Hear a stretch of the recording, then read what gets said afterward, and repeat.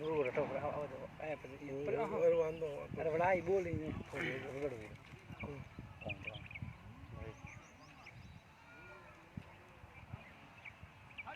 बस चालू करो होटल पर चालू करो होटल पर चालू करो अरे बात तो कितनी बढ़िया लगी बट एकदम अरे यार किन दगलो प्रो कटे किन दगलो प्रो कटे कानो आओ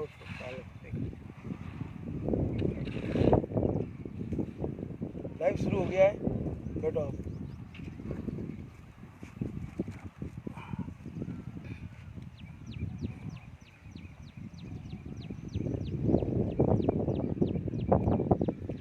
नमस्कार साथियों, वंदे गो मातरम, जय श्री राम, जय हिंद, जय भारत। और आज 15 अगस्त है।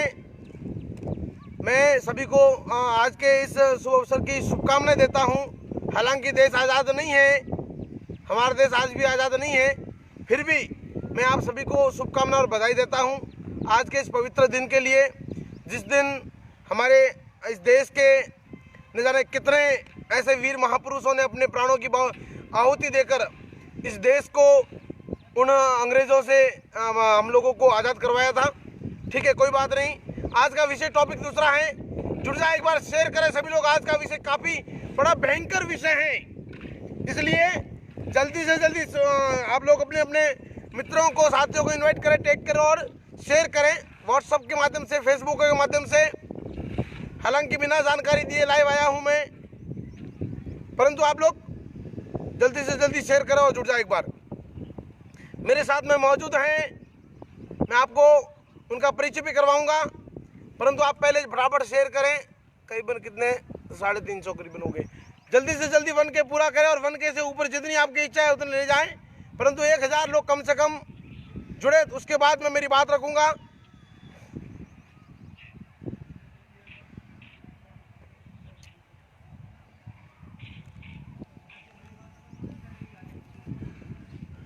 मेरे साथ में मौजूद हैं एडवोकेट श्याम सिंह जी, सरपंच मेवानगर।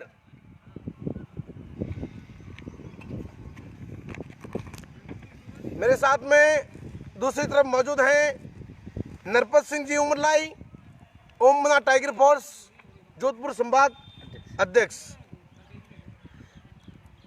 आज का विषय है काफ़ी एक बहुत ही बड़े विषय को लेकर आप लोगों के बीच में खुलासा करने के लिए आया हूं मैं, इसलिए जल्दी से जल्दी जुड़ जाएं और शेयर करें सब लोग। आवाज कम कर दे उसका वॉइस।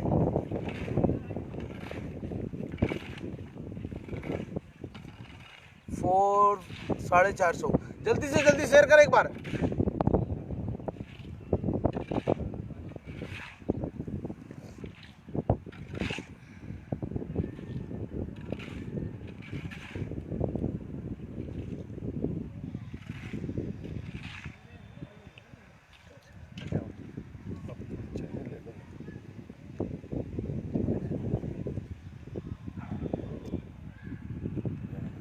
बात करने के बाद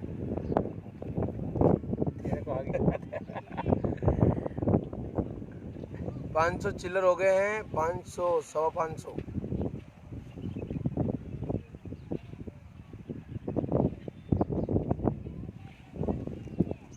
मैं आपके कमेंट नहीं देख पा रहा हूं क्योंकि काफी दूर बैठा हूं, इसलिए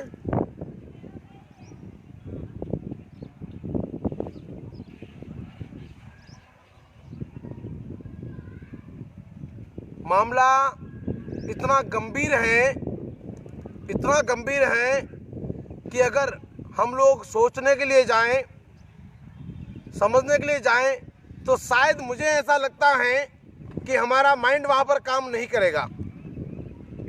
इसलिए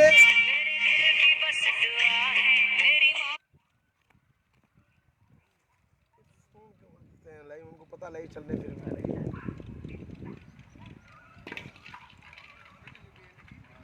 इसमें आपको डिस्टर्ब तो करेंगे, ये बात तो पक्का है।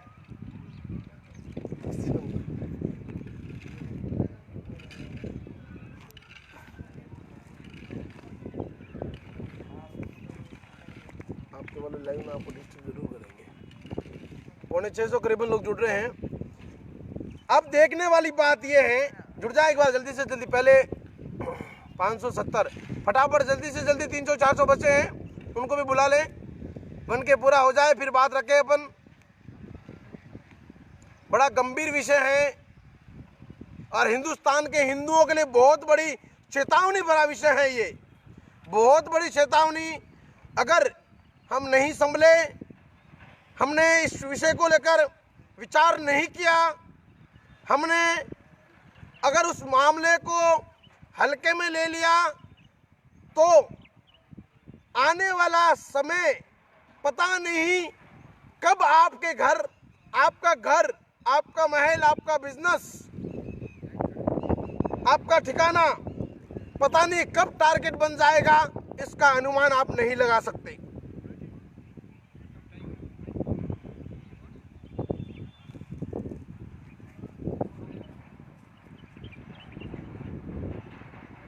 बटा 9 बजा। ये जो विषय है कर्नाटक के बेंगलोर को लेकर बहुत बड़े खुलासे के लिए मैं आप लोगों के बीच में ले आया हूं। देखिए, इनको फोन करके समझा दो थोड़ा कि आपको पता नहीं लाइव चल रहे हैं कि जी नहीं, इनको समझा दो एक बार। कौन है ये? लाइव में तो फोन कर दूँ तो पैरा दूँ कौन सकूँ तो दोस्त हो तो कहीं उठा, लाइव वाले तो फोन करे, डिस्टर्ब नहीं हो, उठा वो नहीं।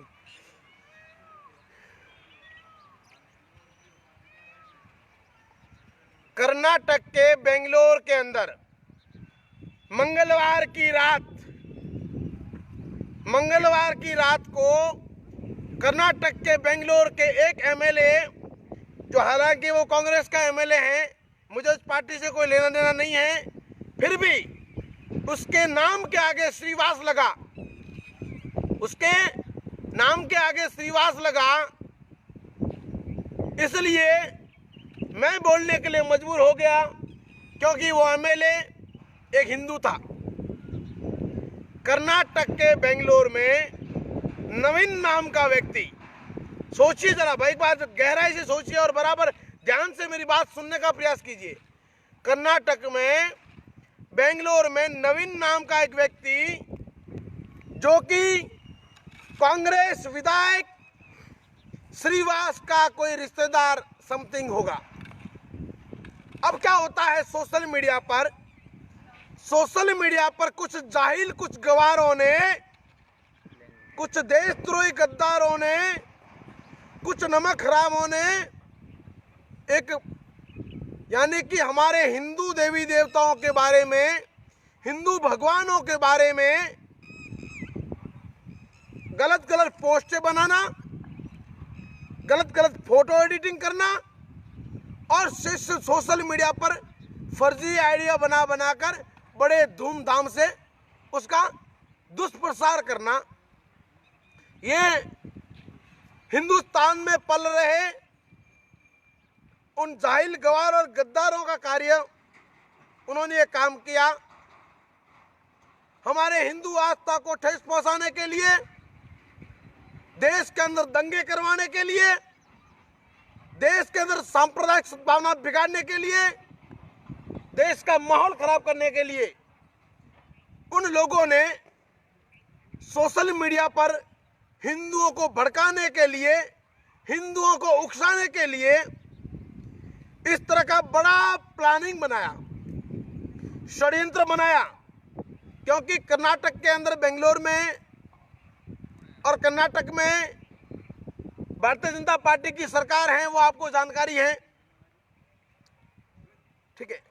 अब उन लोगों ने प्लानिंग बनाया कि पहले सोशल मीडिया को अपन टारगेट करें। उन्होंने सोशल मीडिया को टारगेट किया और पोस्टें बनाना शुरू किया। तभी कर्नाटक के कांग्रेस विधायक श्रीवास का रिश्तेदार नवीन एक कट्टर हिंदूवादी है। अगर कट्टर हिंदूवादी नहीं भी होता और उसकी जगह एक आम साधारण हिंदू भी होता, तो वो भी ऐसी अगर कोई पोस्टें देखता है तो उसको भी गुस्सा आता है। नवीन ने जब ये पोस्टें देखी, नवीन को गुस्सा आया और उनको जवाबी कार्रवाई में, उनको रिप्लाई करने में नवीन ने समथिंग कोई पोस्ट की होगी उनके खिलाफ में। अब पोस्ट करने के बाद देखिए बड़ा विषय ये होता है, सबसे बड़ा पॉइंट नोट कर लीजिए, इस पॉइंट को, सबसे बड़ा पॉइंट है ये, उसको नोट कर लीजिए और अपनी डायरी में लिख लीजिए, काम आएगा ये। कमेंट करने के बाद, पोस्ट करने के बाद एग्जैक्ट 2 घंटे के बाद, कितना, केवल 2 घंटे के बाद वहां पर हजारों की भीड़ इकट्ठा हो जाती है। कितनी? हजारों की भीड़। और उस भीड़ का नेतृत्व कर रहा है एक वहां की लोकल राजनीतिक पार्टी, जिसका प्रवक्ता, क्या नाम उसका, पासा कुछ नाम है, पासा करके कुछ नाम है, वो उस भीड़ में शामिल नजर आता है। और वो भीड़ 2 घंटों, पहली बात तो सोचने वाली बात ये है कि 2 घंटों में इतनी सारी भीड़, पेट्रोल बम, सरिये, राड़े, लाठियां, तलवारें, धारियां, नारियल काटने के कट्टर और ऐसे अनेकों हथियार लेकर वहां पर कैसे पहुंचे? 2 घंटे में उस भीड़ को किसने एकत्रित किया? सबसे बड़ा विषय है ये। 2 घंटे में उन लोगों की भीड़ को किसने एकत्रित किया, किसने बुलाया, किसने हथियारों की व्यवस्था करी, कहां से पेट्रोल बम आए? देश में आप किसी पेट्रोल पंप पर जाओगे बोतल लेकर, आपको बोतल में पेट्रोल नहीं दिया जाएगा। ये देश में एक नियम बना हुआ है। उसके बावजूद भी उनके पास में इतने भारी मात्रा में बोतल में, कांच की बोतल में भरा हुआ पेट्रोल बम कहां से आया, कहां से इतने भारी मात्रा में हथियार आए और कहां से इतने सारे लोग आए? सबसे बड़ा विषय है ये। अगर 2 घंटे में इतनी बड़ी भारी मात्रा में लोग एकत्रित होकर एक एमएलए के घर को टारगेट बना सकते हैं और जवाबी कार्रवाई में, ना कि उस बच्चे ने पहले कोई गलती नहीं की, पहले मेरे पास कई ऐसे सबूत पड़े हैं, कई ऐसे कमेंट पड़े हैं, कई ऐसी स्क्रीनशॉटें पड़ी हैं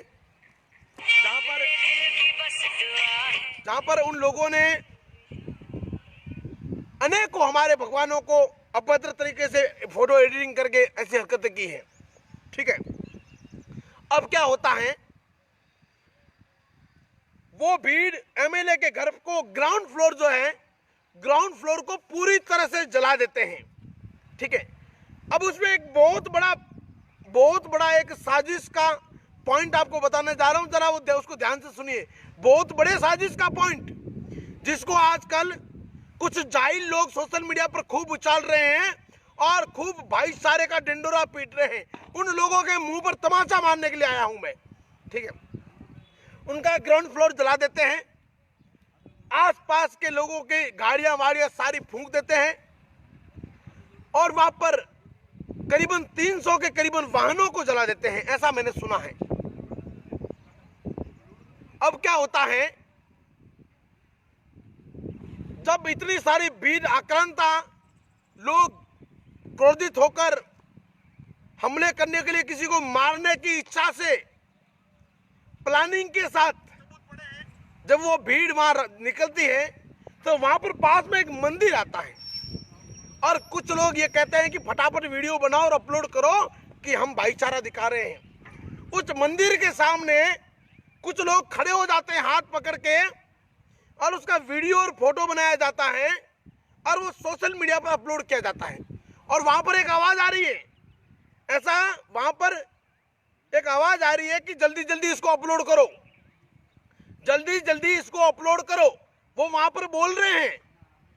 जल्दी जल्दी अपलोड करने का कारण ये है कि भाई हम लोग शांतिप्रिय लोग हैं और हमने आपके मंदिर को बचाया। ये ढोंग करने का, जो हिंदुओं को और सरकार को और प्रशासन को गुमराह करने का इन्होंने जो ये प्लानिंग बनाया था, वो मैं धन्यवाद दूंगा इंडिया टीवी को, जिन्होंने उनका पर्दाफाश करके बेनकाब कर दिया उन लोगों को। अब सुनिए मेरी बात को जरा ध्यान से। एमएलए के घर पे हमला, एमएलए के घर पे हमला होता है, एमएलए का ग्राउंड फ्लोर जला दिया जाता है, आसपास की गाड़ियां जला दी जाती हैं। अब क्या होता है, इतना ही नहीं, इतने पे संतुष्ट नहीं होते वो लोग, इतने पे संतुष्ट नहीं होते वो लोग, तब जाके केजी हली और डीजे हली दोनों पुलिस स्टेशनों को टारगेट कराने का उनका प्लानिंग बनता है। तो केजी हली जो है उस पुलिस स्टेशन को पूर्ण रूप से जला दिया जाता है। वहां का एक थाना अधिकारी अपने उच्च अधिकारियों से वायरलेस के जरिए बात करता है और कहता है कि श्रीमान जी, हमारी जान खतरे में है, आप हमें आदेश दीजिए कि हम फायर करें।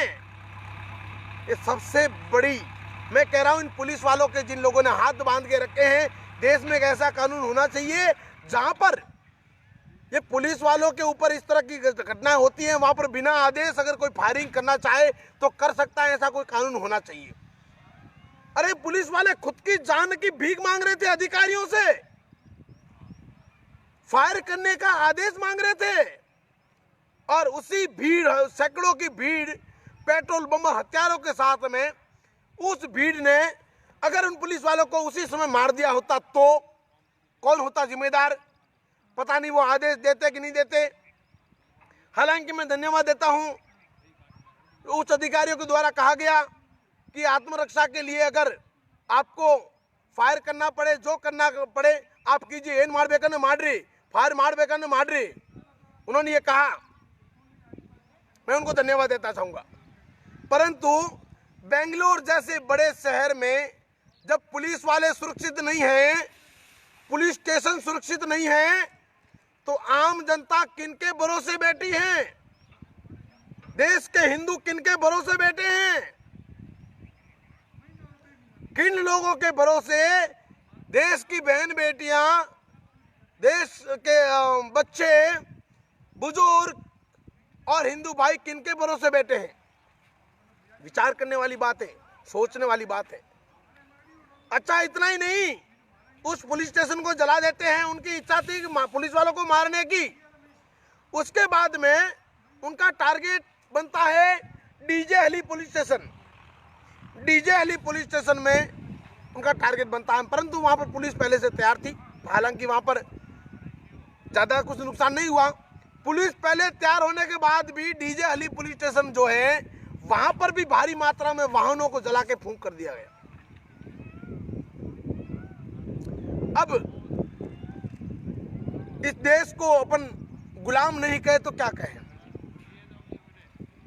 हिंदुओं को आजादी नहीं है, किसी को भी अपनी, और उन जाहिलों को, उन गंवारों को आजादी है कि वो सनातन धर्म का मजाक उड़ाए, भले वो कॉमेडी के माध्यम से उड़ाए, कोई फिल्म के माध्यम से उड़ाए, कोई बायोग्राफी के नाम से उड़ाए, कोई टीवी शो में उड़ाए, कोई न्यूज़ों में उड़ाए, कोई मंचों पर उड़ाए, कोई राजनीतिक मंचों पर उड़ाए, कोई सार्वजनिक सामाजिक मंचों पर उड़ाए।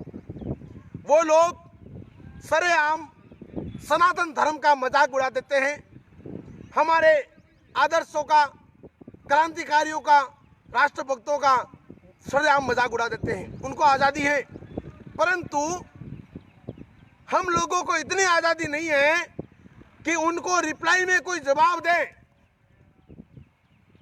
इतना कुछ होने के बाद वहां के लोकल पार्टी का एक राष्ट्रीय अध्यक्ष वो ये कहता है कि हमारे बारे में पोस्ट लिखी, हमने पुलिस स्टेशन में एफआईआर दर्ज करने गए थे। तो पहले तुम्हारे उन जाहिलों के ऊपर तुमने एफआईआर दर्ज क्यों नहीं करवाई? तुम्हारे उन दामादों पर एफआईआर दर्ज क्यों नहीं करवाई? तुम्हारे उन जीजाओं पर एफआईआर दर्ज क्यों नहीं करवाई? जिन सुअर के पिल्लों ने, जिन गंदी नाली के कीड़ों ने हमारे हिंदू धर्म के खिलाफ में कमेंट और पोस्टें की थी।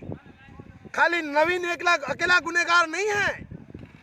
हालांकि नवीन को जवाब देना चाहिए था, मगर तरीके से देना चाहिए था। मैं नहीं चाहता किसी की भावना को आहत करना, किसी के धर्म के खिलाफ बोलना मुझे अच्छा नहीं लगता। परंतु तुम्हारी ये जो नाजायक औलादे हैं, ये जिस तरह से सोशल मीडिया पर उठपटांग कार्य कर रही है, उन जाहिल गवारों के खिलाफ में फतवा जारी करो ना। नहीं करोगे, तुम जब तक पिटोगे नहीं, मार नहीं खाओगे, तब तक सुधरोगे नहीं, ये तय है। अब क्या होता है उसके बाद, उत्तर प्रदेश का एक जाहिल गंवार, क्या नाम है उसका पता नहीं, उस सूअर का नाम लेके भी मैं उसको फेमस करना नहीं चाहता। उत्तर प्रदेश का एक जाहिल गंवार, अफजल की औलाद, याकूब मेमन की औलाद, बाबर की औलाद, पता नहीं किसकी औलादे हैं, मुझे नहीं पता, क्योंकि उनमें तो बहुत सारे वो भी होते हैं ना, सो मुझे पता नहीं है। हाँ, अभी कौन क्या है वो भी नहीं पता, वो उनका वो सिस्टम है ना, क्या बोलते हैं उसको, हलाला वलाला कुछ सिस्टम है। हाँ, तो वो पता नहीं किसकी औलाद है। अब वो ये फतवा जारी करता है कि नवीन का शर्म कलम करने वाले को तू 51 लाख रुपए देगा, तू है पागल इंसान। वो तो बेंगलोर है, परंतु तू जहाँ रहता है वहां तेरा बाप योगी बैठा है, फिर गलती करने लग गया। एनकाउंटर भूल गया क्या? कितने एनकाउंटर पे एनकाउंटर कर रहा है वो, है? वहां योगी आदित्यनाथ बैठा है और अम्मी और अब्बू पता नहीं 72 हुर्रों के पास भेज देंगे वो 51 लाख रुपए, तो उसका सरकलम करवाएगा। अरे सूअर के बच्चे, उत्तर प्रदेश का जाहिल गवार, पता नहीं कौन है वो हरामी, वो ये कहता है कि मैं 51 लाख रुपए दूंगा उसका सरकलम। हाँ अभी कहाँ है तू, तेरा क्या हाल है? वो इंक्वायरी जरा उसका भी वीडियो बना के भिजवा देना। एक पिछवाड़ा 9 रंग का हो गया, पता है तेरे को कितने लट पड़े हैं तेरे को, हैं? बोले नहीं मैं गाड़ी में नहीं बैठूंगा उसको गिरफ्तार किया गया, उसको जब गिरफ्तार किया तो बोले मैं गाड़ी में नहीं बैठूंगा, तुम्हारी गाड़ी कब पलटी खाएगी पता नहीं चलेगा। बोले तो पैदल थाने गया साला, पता है पैदल चल के गया थाने, बोले मैं गाड़ी में नहीं बैठूंगा। बोले जब इतनी फटती है तो कम से कम ये भौंकने से क्या होगा? क्यों भौंकते हो इतना, है? तुम्हें पता है कि तुम्हारे अब्बा जान बैठे हैं उत्तर प्रदेश की कुर्सी पर, तो ये भौंकने का काम क्यों करते हो तुम? तुम्हारी औकात है नहीं कुछ भी, है? तुम्हारी औकात नहीं है कि तुम जिस रूप में हो उसी रूप में किसी हिंदू का सामना करो, है? कमलेश तिवारी को मारा था तुमने, भगवा और हिंदुत्व का सहारा लिया तुमने, है? तो इस तरह की हरकतें, ये फतवे और ये पता नहीं क्या क्या नारे लगा रहे थे, उस नारों के साथ में उन्होंने, मैं पूछना चाहता हूं, क्या तुम्हारा अल्लाह तुम्हें दंगे करने के लिए उकसा रहा है? क्या तुम्हारा रसूल तुम्हें किसी का घर जलाने के लिए उकसा रहा है? क्या तुम्हारा मजहब कानून व्यवस्था को उखाड़ के फेंकने के लिए उकसा रहा है?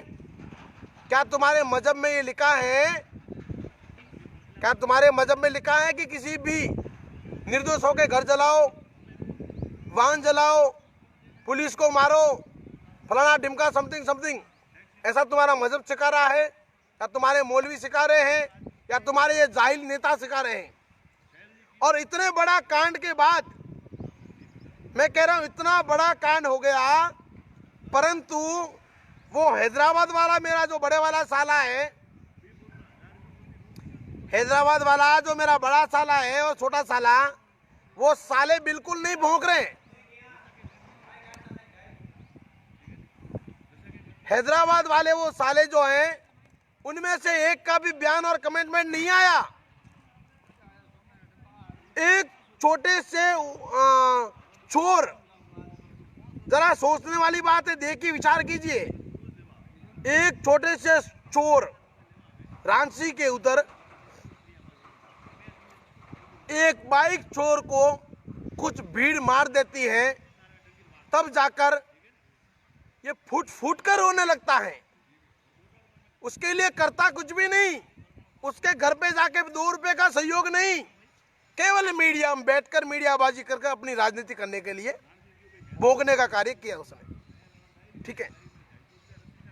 इतना बड़ा बेंगलोर का कांड हुआ, न वो सुअर भौंका सुअरुद्दीन, न वो बकरुद्दीन भौंका, और नहीं एक वो कोड़िया है ना, इधर मारवाड़ी बोलते हैं कोड़िया, उसको बॉम्बे में रहता है, क्या नाम उसका, अरे कुछ नाम है उसका, क्या नाम है उसका, कुछ नाम है, कोई पीछे पठान लगाता है, कोई पीछे कोई पठान लगाता है, उसी का पार्टी का कोई नेता है, वो भी नहीं भोगा। अच्छा, एक फर्जी फिल्म स्टार बन के घूम रहा है, अपने आप को एक्ट्रेस कहता है, एक्ट्रेस अजाज, पता नहीं क्या क्या उसका जाहिलों का कुछ, और कुछ अपने ही गद्दार जाके उसके गले भी मिलते हैं। अजाज खान नाम का एक गंदी नाली, पता नहीं क्या क्या बोलूं मैं उसको यार, अजाज नाम की एक बीमारी है इस देश में, जो हमेशा हिंदू मुसलमानों के खिलाफ में जहर उगलने का कार्य करता है। वो सुअर भी नहीं भौंका, वो सुअर भी नहीं भौंका। लावारिस, हाँ वो लावारिस, बॉम्बे वाला बॉम्बे वाला वो लावारिस, समझ गया, बॉम्बे वाला वो लावारिस भी नहीं भौंका, अजाज भी नहीं भौंका। इतने बड़े कांड के बाद कोई भी अवार्ड वापस गैंग वहां पर नहीं बोलेगी, कोई भी सलमान, शाहरुख, आमिर की बीवियों को हिंदुस्तान में खतरा महसूस नहीं हो रहा। नसरुद्दीन जैसे जाहिल को इस देश से खतरा नहीं है। पूर्व उपराष्ट्रपति के नाम पर, उस उपराष्ट्रपति के पद पर था पहले, उसको तकलीफ नहीं है। पूर्व उपराष्ट्रपति, उसको अब डर नहीं लग रहा। हिंदुस्तान में शांति प्रिय लोग डरे हुए हैं, वो डर रहे हैं हिंदुओं से, ये देख लो इस तरह से डर रहे हैं। तो इससे साफ साफ पता चल रहा है, साफ हो रहा है कि ये कुछ मजहबी लोग, कुछ ये दोगले नेता, कुछ ये फर्जी एक्टर, इन लोगों ने मिलकर हिंदुस्तान के अंदर एक बहुत बड़ा प्लानिंग बना रखा है। और जब भी कहीं ऐसी घटनाएं होती हैं हिंदुओं के साथ में, तब वो लोग नहीं बोलेंगे। कुछ मीडिया वाले भी बिके हुए हैं, बाहर हैं, वो भी नहीं बोलेंगे। परंतु अगर कोई दादरी जैसा कांड होता है, अगर कोई अलवर जैसा कांड होता है, अगर किसी गौ हत्यारे को मार दिया जाता है, अगर किसी गौ हत्यारे को मार दिया जाता हो, अगर किसी लव जिहादी को कोई मार दिया जाता है, अगर शंभू रेगर जैसा कांड हो जाता है, तो ये लोग छाती पीटेंगे, छाती पीट पीट कर रोएंगे। और ये ऐसे जाहिलों को ये मीडिया वाले बुलाते क्यों है, ये मुझे समझ में नहीं आता। तो मेरा आज का जो लाइव का उद्देश्य था, मेरे देश के हिंदुओं, जाग जाओ, जाग जाओ, जागने का वक्त है। मुझे उसमें लाना था, कटोरी में लाना स्टील की। मेरे देश के हिंदुओं, जागने का वक्त है। अगर 2 घंटे में बेंगलुरु जैसी सिटी को शमशान बना सकते हैं, तो आप सोच लीजिए कि कल उठ के आपके साथ में क्या हो सकता है। भारी भीड़, एक पल के लिए सोचिए कि भारी भीड़ हथियारों और पेट्रोल बमों के साथ में अगर आपकी घर की तरफ आ रहे हैं, तो उनका स्वागत करने के लिए क्या आपके पास कुछ सामान है? आपके पास कुछ सामान है उनका स्वागत करने के लिए? या फिर सोशल मीडिया पर 50,000 और 1 लाख रुपए के मोबाइल में फोटो लोगे, वीडियो बनाओगे, व्हाट्सएप पर डालोगे, फेसबुक पर डालोगे, यूट्यूब पर डालोगे, स्टेटस लगाओगे? तैयार हो जाओ, मैं कह रहा हूं, तैयार हो जाओ। हम हिंसा नहीं चाहते, हम अमन चाहते हैं। परंतु आत्मरक्षा के लिए, जैसे कर्नाटक के बेंगलुरु के प्रशासनिक अधिकारियों ने कहा कि आत्मरक्षा के लिए निम्गे ಏನ್ ಮಾಡಬೇಕನ್ನ ಮಾಡ್ರಿ, ನಾನು ಕೂಡ ನಿಮ್ಗೆ ಹೇಳ್ತೀನಿ ರೀ, ನಿಮ್ಮ ಆತ್ಮರಕ್ಷಾಗೋಸ್ಕರ ನಿಮಗೆ ಏನು ಮಾಡಬೇಡಿ. ಏನು ವಸ್ತು ಬೇಕು ಅನ್ನೋದು ತಂದು ಕೊಡ್ರಿ ಎಲ್ಲರಿಗೆ. ನಿಮ್ಮ ಚಿಕ್ಕ ಮಗಾಗೆ ದೊಡ್ಡ ಮಗಾಗೆ ಮನೆಯಲ್ಲೂ ನಿಮ್ಮ ಮನೆಯಲ್ಲೂ ಏನಿಲ್ಲ, ನಿಮ್ಮ ಮನೆಯಲ್ಲೂ ಏನಿಲ್ಲ, ಹೆಂಗೆ ನೀವು ನಿಮ್ಮ ಜನಾಲ್ದಿ ಸುರಕ್ಷಾ ಮಾಡ್ತೀರ ನೀವು ಹೇಳ್ರಿ? ಕರ್ನಾಟಕ ಜನಾಲ್ಗೆ ಹೇಳ್ತೀನಿ ನಾನು. ಇವಾಗ ಒಂದು ಎಮ್ ಎಲ್ ಎ ಮನೆಯವ್ರು ಅಟ್ಯಾಕ್ ಮಾಡಿದ್ರು ಅವರು, ನಾಳೆ ನಿಮ್ಮ ಮನೆಗೆ ಬರ್ತಾರೋ, ನಾಳೆ ನಿಮ್ಮ ಮನೆಗೆ ಅಟ್ಯಾಕ್ ಮಾಡ್ತಾರೋ, ಆವಾಗ ನೀವು ಏನು ಮಾಡ್ತೀರಾ? ಹಿಂದೂ ಮುಸ್ಲಿಂ ಬಾಯಿ ಬಾಯಿ, ಹಿಂದೂ ಮುಸ್ಲಿಂ ಬಾಯಿ ಬಾಯಿ ಹಂಗೆ ಹೇಳ್ತೀರ ನೀವು? ಕರ್ನಾಟಕలో ಇದು ತುಂಬ ಜಾಸ್ತಿ ಇದೆ. ನಾನು ನೋಡ್ತೀನಿ, ನೋಡಿದ್ರೆ ಅಲ್ಲಿ ಅವ್ರು ಯಾರು ಅಸ್ಪಾಕ್, ನಮ್ಮ ಫ್ರೆಂಡ್ ಅಸ್ಪಾಕ್, ಬಾ ಮನೆಗೆ ಹೋಗ್ತೇನೆ ನೀನು. ಅವ್ರ ಮನೆಗೆ ನೀನು ಹೋಗ್ತೇವು, ಸೇಮಿಯಾ ತಿಂತೇವು, ಅವ್ರಿಗೆ ನಿಮ್ಮ ಮನೆಗೆ ತೊಗೊಂಡು ಹೋಗ್ತೇವು, ಟಿಫಿನ್ ಮಾಡಿಸ್ತೇವು. ಆಮೇಲೆ ಅವರು ಬೆವರ್ಸಿ ನನ್ನ ಮಗನೇ ನಿಮ್ಮ ಅಕ್ಕ ತಂಗಿನ ತೊಗೊಂಡು ಹೋಗ್ತಾರೋ. ಮತ್ತೆ ಅವ್ರ ಖಿಲಾಫ್ ನೀವು ಆ್ಯಕ್ಷನ್ ಮಾಡ್ತೆ, ಪೊಲೀಸ್ ಸ್ಟೇಷನ್ ಹೋಗ್ತೆ, FIR ದರ್ಜ್ ಮಾಡ್ತೆ. ಅವರು 50, 100, 200, 300 ಜನಾಲು ಕಟ್ಟ ಇದೆಲ್ಲ ತೊಗೊಂಡು ಬಂದಿತ್ತು ನಿಮ್ಮ ಮನೇಲಿ ಅಟ್ಯಾಕ್ ಮಾಡ್ತಾರು. ಆವಾಗ ಏನು ಮಾಡ್ತೀವಿ ನೀವು? ಏನು ಹೇಳ್ತೇನೆ ನಿಮ್ಮ ಹತ್ರ? ಈ ಪೊಲೀಸ್ ನಿಮಗೆ ಹೆಲ್ಪ್ ಮಾಡ್ತಾರ? ಪೊಲೀಸಾ ರಕ್ಷಿಸ್ತಾರ ನಿಮಗೆ? ಪೊಲೀಸಾ? ಇವರೇ ಸುರಕ್ಷಿತ ಇಲ್ಲ ಮರ. ನಿಮ್ಮ ಕರ್ನಾಟಕలో ನಿಮ್ಮ ಪೊಲೀಸೇ ಸುರಕ್ಷಿತ ಇಲ್ಲ. ಅದಕ್ಕೆ ಹೇಳ್ತೀನಿ, ನೀವೆಲ್ಲರಿಗೆ ಹೇಳ್ತೀನಿ, ನೀವು ಜನರಿಗೆ ಸುರಕ್ಷಿತ ಮಾಡಬೇಕು ಅಂದರೆ, ನೀವೆಲ್ಲ ಸುರಕ್ಷಿತ ಇರಬೇಕಂದ್ರೆ ಈ 50,000, 1,70,000, 60,000 ಅಷ್ಟು ಕಾಸ್ದಿ ಮೊಬೈಲ್ ತೊಗೊಂಡು ಅವಸರ ಇಲ್ಲ. ಮನೆಯಲ್ಲೂ ಬೇರೆನ ತಂದು ಇಟ್ರಿ, ಅದೆಲ್ಲ ವೇಲೆಗೆ ಬರ್ತದೆ, ಕಲ್ಸಕ್ಕೆ ಬರ್ತದೆ. ಗೊತ್ತಾಯ್ತಾ ನಿಮ್ಗೆ?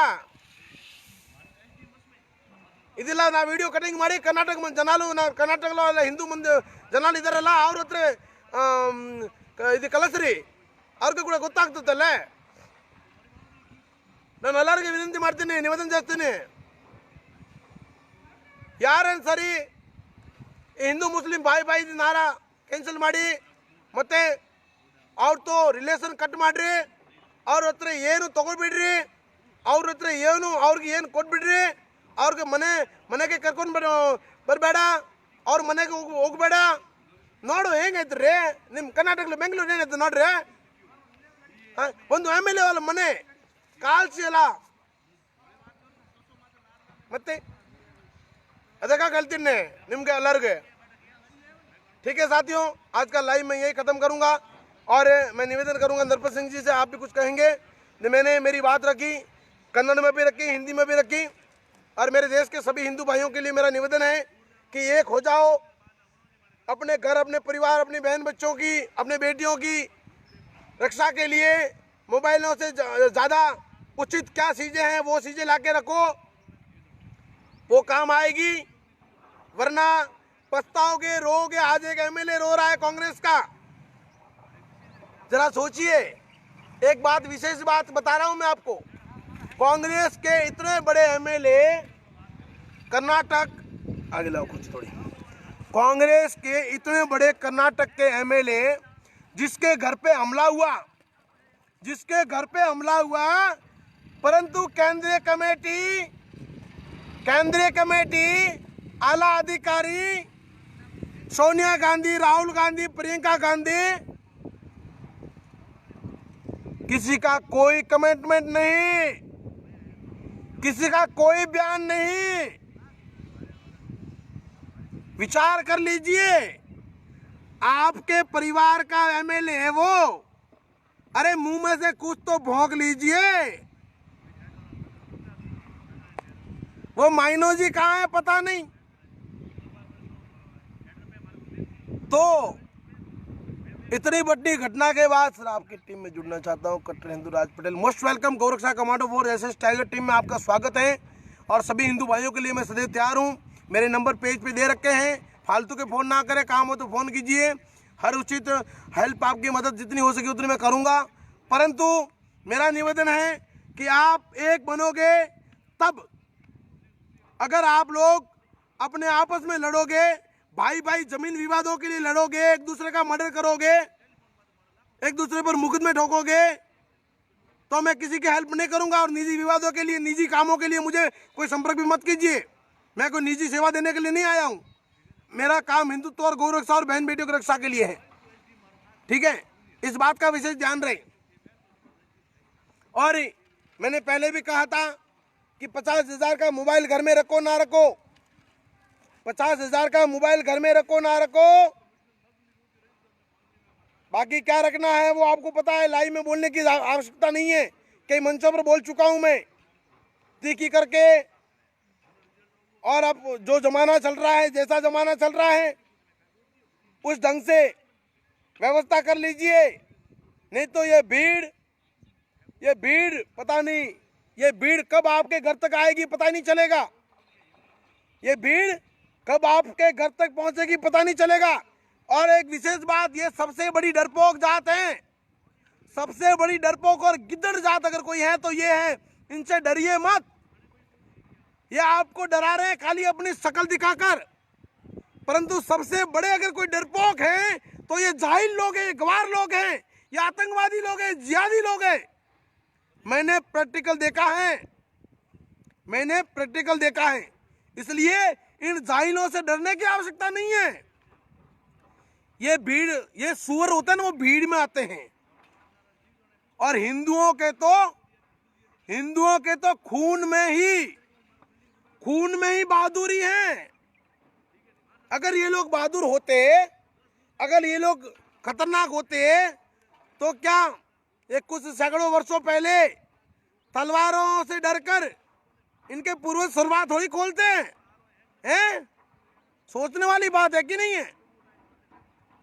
हाँ, बाकी अगर कोई अच्छे मुसलमान हैं जो इस राष्ट्र से प्रेम करते हैं, मेरी गौ माता को अपनी माता मानते हैं, मेरे धर्म का सम्मान करते हैं, मेरी बहन बेटियों का सम्मान करते हैं, अपनी बहन मानते हैं, मैं ऐसे अच्छे मुसलमानों की कदर करता हूं। परंतु जो जाहिल और गवार हैं, जो गद्दार हैं, आतंकवादी लोग हैं, दंगाई लोग हैं, ऐसे जाहिलों और गवारों की कुंडली देख लीजिए आप। इनकी 7वीं 5वीं पीढ़ी कौन थे वो सब आपको पता चल जाएगा। कोई गलती एक करता है तो पूरे धर्म को टारगेट नहीं, हमने पूरे धर्म को टारगेट किया ही नहीं है। मैंने बोला ही है भाई, मैंने तो बोला है ना अभी, जरा बराबर सुन लो आप। 2 मिनट चाय हो जाए। कॉफी आपके लिए सही, मेरे लिए कॉफी है। मैं बोलूँ 2 मिनट नहीं? बोलो, 1 मिनट। तब तक नरपत सिंह जी बोल रहे हैं।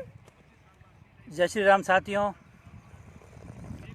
बेंगलुरु में जो घटना हुई है वो बहुत सोचने की विषय है। क्या घटना हुई भाई साहब ने विस्तार से बता दिया है। तो मैं आप सभी से यही निवेदन करता हूँ कि ये करो नहीं करो, हिंदुओं को एक रहने की ज़रूरत है। बुला दो। जातिवाद छोड़कर, काम पूरा हो गया तो बुला। पर्सनल लड़ाई को छोड़कर हिंदू एक बने। मोदी जी जैसे प्रधानमंत्री अपने को मिले हैं, हम सभी को गर्व महसूस करना चाहिए, क्योंकि जो पार्टी सामने विपक्ष हैं वो कैसी हैं, क्या है, वो आप सबको पता है। अभी बेंगलोर के अंदर कांग्रेस के विधायक की वजह से ये मामला हुआ है, तो कांग्रेस नहीं बोल रही, क्योंकि जो लोग सामने हैं वो कांग्रेस का वोट बैंक है, कांग्रेस चाहती है मेरे वोट नहीं टूटे, क्योंकि कांग्रेस हमेशा राजनीति करती है। मैं आप सभी से निवेदन करता हूँ कि आप सभी हिंदुओं के लिए एक रहें, और एक हमेशा रहेंगे तो ये हमारी जीत है। हम आपस में लड़े तो ये लोग फ़ायदे उठाएंगे। आज से हज़ारों वर्ष भी पूर्व अपन इस आपस की लड़ाई में मात खा चुके हैं। तो मैं आप क्या सभी हुआ? से निवेदन करता हूँ कि एक बने, नेक बने।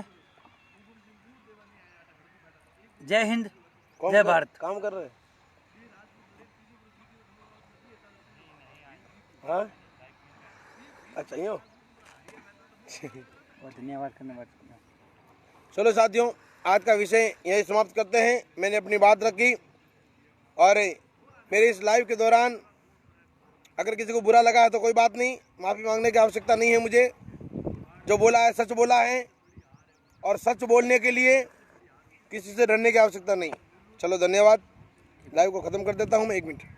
अंत में कहूँगा कि ज़िंदगी रही तो फिर मिलेंगे, ज़िंदगी रही तो फिर मिलेंगे, वरना हिंदू हैं हरिद्वार में ज़रूर मिलेंगे। जय हिंद, जय भारत।